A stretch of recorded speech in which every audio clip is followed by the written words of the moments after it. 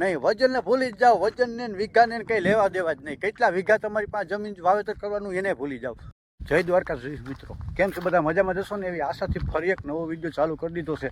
અને આજે લઈને આવ્યો સૌ મગફળીનું વાવેતર કરવાની મસ્ત મજાની ટિપ્સ, જેમની અંદર બધાય આખા પડાની અંદર એક જ સરખું વાવેતર થશે અને દાણા વધીને 2 કિલોની વધઘટ થશે.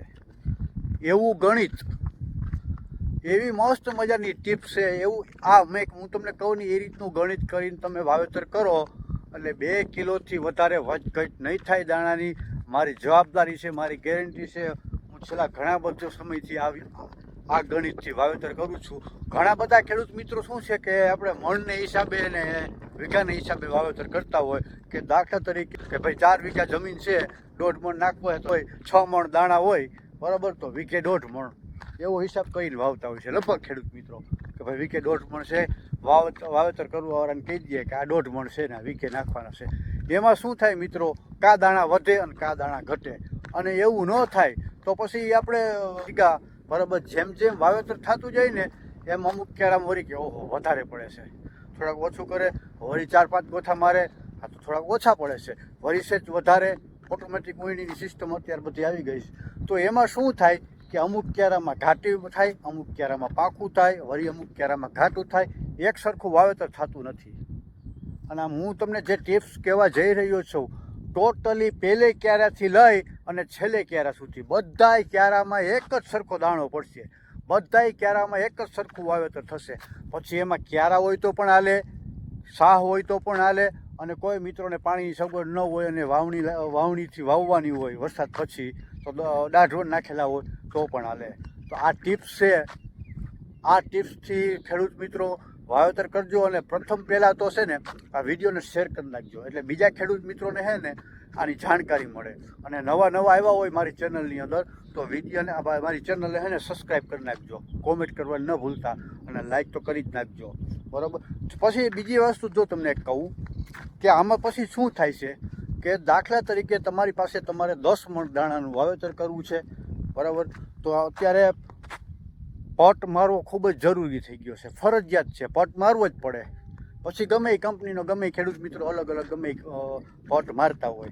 તો જો દાણા તમારે વધ્યા તો એ પટ મારેલા દાણા કોઈ રાખે નહીં અને એ તમારે અંતને છેલ્લે ફેંકી દેવા પડે, અથવા તો કોઈ બાજુવાળા ખેડૂત મિત્રોને એ બિયારણ વાવતા હોય અને ઘટ્યું હોય તો એને દઈ દો તો હાલે, બરાબર. બાકી એ દાણા કોઈ રાખે નહીં. બાકી જે પટ માર્યા વગરના દાણા પહેલાં આપણે બરાબર હાલો પાછું વેચી નાખી, તેલ કાઢી નાખી, આવી બધી સમસ્યા થાય, બરાબર. તો એ પ્રશ્ન લઈને હું આવ્યો છું, એ પ્રશ્નનો હલ લઈને કે આ કોઈ પણ જાતની તકલીફ નહીં થાય. ક્યારા હોય, દંતારે હોય, સાહ હોય કે દાઢવણ હોય, એક જ સરખું વાવેતર થશે, બરાબર. આના માટે તમારે શું કરવાનું રહેશે? વજનને ભૂલી જવાનું મિત્રો. કેટલા મણ દાણા વીઘે નાખવાના છે એ ભૂલી જ જાઓ, એ મગજમાંથી કાઢી જ નાખો. અત્યારે બધું એ જ લઈને બેઠા હોય. નહીં, વજનને ભૂલી જ જાઓ. વજનને વીઘાને કંઈ લેવા દેવા જ નહીં. કેટલા વીઘા તમારી પાસે જમીન વાવેતર કરવાનું એને ભૂલી જાઓ.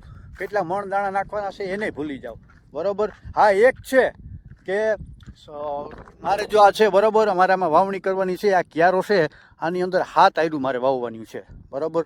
તો એ ગણિત કરીને રાખવાનું કે ભાઈ આપણે વીઘે 1.5 મણ દાણા નાખવાના છે, બરાબર. અમારે પછી બધા ખેડૂત અલગ એની રીતે વાવેતર કરતા હોય છે. અલગ બિયારણ, કોઈ 1.5 મણ નાખે, કોઈ 25 કિલો નાખે છે, બરાબર. પછી આમાં 4 આયરું કરવાની હોય તો 25 કિલો નાખો તો હાલે.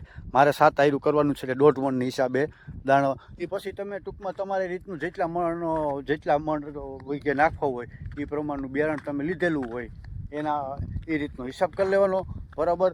તો એ વજન ભૂલી જાઓ કે વીઘે 1.5 મણ નાખવાનો છે. એના માટે જો તમને હું ટિપ્સ બતાવવા જાઉં છું હવે. હાલો તો મિત્રો, હાલો હે ને, સૌ પ્રથમ આપણે પહેલાં દાણા ગણી લઈએ.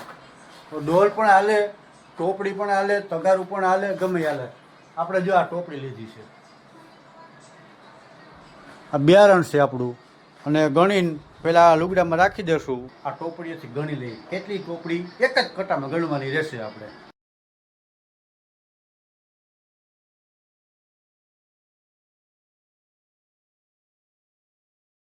તો મિત્રો મારે છે ને આ ટોપડી 18 ટોપડી થઈ છે. એક કટાની અંદર 18 ટોપડી જો આ પેલી પડી છે ને 18 ટોપડી દાણાની થઈ છે. પેલી ટોપડી તમે જે ભરીને છેલ્લે સુધી એટલી જ ટોપડી ભરાવી જોઈએ. કાંઠા ટૂંકમાં જે લેવલ સુધી તમે ભરી હોય ટોપડી એ લેવલ જ બધી ભરાવવી જોઈએ. પછી હાલો મિત્રો, મેં તમને વિડીયો બતાવ્યો, જોયું બરાબર.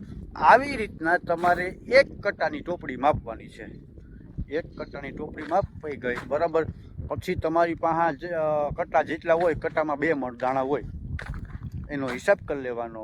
દાખલા તરીકે મારે 18 ટોપડી થઈ તો મેં કેમ મારે 6 કટ્ટા વાવેતર કરવાના છે બરાબર. અડધું જ વાવેતર કરવાનું, અડધું પછી કરીશ. ભેગું નહીં કરવાનું. આ બીજું ખાસ મિત્રો, આ વસ્તુ ચોક્કસ યાદ રાખજો કે તમારે 2 દીમાં જેટલું પાણી પી લે ને એટલું જ પડામાં વાવેતર કરવાનું. તો મિત્રો તમે જોયું કે મારે આટલી ટોપડી થઈ છે, 6 કટ્ટા છે બરાબર. તો 6 ગુણ્યા 18 જે જવાબ આવ્યો ટોટલ એટલી ટોપડી મારી પાસે થઈ. પછી શું કરવાનું છે? પછી આપણે આ ક્યારા છે, આ ક્યારા ગણી લેવાના. તમારે ટોટલ આખા જમીનની અંદર જેટલા ક્યારા છે એ ક્યારા ગણી લેવાના. ત્યારેથી આ વાહ સુધીની મારે 8 વીઘા જીગા છે બરાબર. તો આની અંદર મારે મેં ક્યારા ગણ્યા 44 ક્યારા છે બરાબર. 44 ક્યારા મારે છે અને ટોપડી મારે 1 કટ્ટામાં 18, તો 6 કટ્ટા વાવવાના છે. 18 ગુણ્યા 6 જે જવાબ આવ્યો બરાબર, એને 44 હારે ભાંગી નાખવાનું. આ 44 ક્યારા છે એની હારે ભાંગી નાખવાનો. એનો જે જવાબ આવ્યો બરાબર, એ 1 ક્યારામાં એટલી ટોપડી નાખવાની થાય બરાબર. મારે દાખલા તરીકે 1 ક્યારાનો જવાબ આવ્યો છે બરાબર 108 થી 110 ટોપડી. તો મારે 1 ક્યારાની અંદર 2.5 ટોપડીનો જવાબ આવ્યો.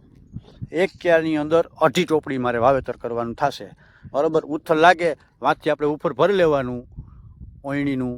2.5 ને 2.5 5 2 કેરાની 5 ટોપડીમાં નાખી દેવું બરાબર. અને જે ચકડિયાવાળું નીચેનું જે ખાનું હોય ને એ પહેલાં ભરી લેવાનું. એ ભરી પછી 2.5 ટોપડીનો હિસાબ ક્યારે કરવાનો પહેલી વખત. પછી તો એ ભરેલું રહેવાનું છે બરાબર. તો આ ઢબથી વાવેતર કરો ખેડૂત મિત્રો. મારી જવાબદારી છે, ગેરંટી છે કે 2 કિલોથી વધારે વધઘટ નહીં થાય. અને પછી આપણે જે પટ મારી છે ને એમાં ખરેખર 1 મણ રાખી દેવાય. 1 મણ બિયારણ પટ માર્યા વગરનું રાખી દેવાનું, ભેગું લઈ આવવાનું વાડીએ બરાબર. પછી તમે વાવેતર કરી દો. જો ઘટે દાણા તો એનો આપણે પંપ હોય તો એ વાડીએ એક ટૂંકમાં મણ એકનું આપણે પટ મારી શકીએ છીએ આપણે હાઈથેથી. એમાં કંઈ વાંધી જરૂર નથી બરાબર. જો કદાચ વધ્યું તો આપણે ગમે એને વેચવું હોય વેચી શકીએ. જો કોઈ ખેડૂત મિત્રને ના લેવું હોય તો યાર્ડે શેક અથવા તેલ કે ગમે એનું ઓપ્શન રહી આપણી પાસે. તો કેવી લાગી ટિપ્સ મિત્રો? વિડીયો શેર કરી નાખજો ને કોમેન્ટ કરીને જરૂર જણાવજો. આ ટિપ્સથી કેટલા ખેડૂત મિત્રો વાવેતર કરે છે? જે વાવેતર કરતા હોય જરી કોમેન્ટમાં કહી દેજો. રાધે રાધે, જય મુરલીધર, જય દ્વારકાધીશ. અને ભગવાન ભોળિયોનાથ સૌનું સારું કરે અને વહેલો વરસાદ લઈ આવે.